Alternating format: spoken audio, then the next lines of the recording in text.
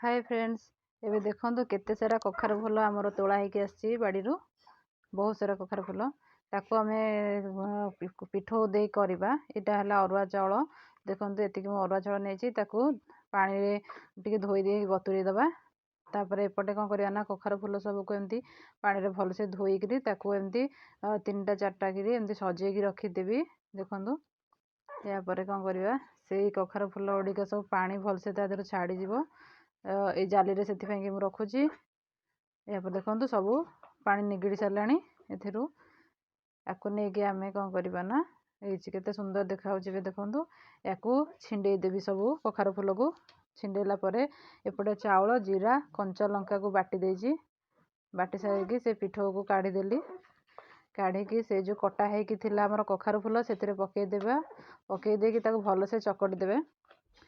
भल से चकट देबे ताले आपण चाहिले मध्ये किछि अलगा मसला जेंति का करी पाउडर भी पकई पारिबे आपण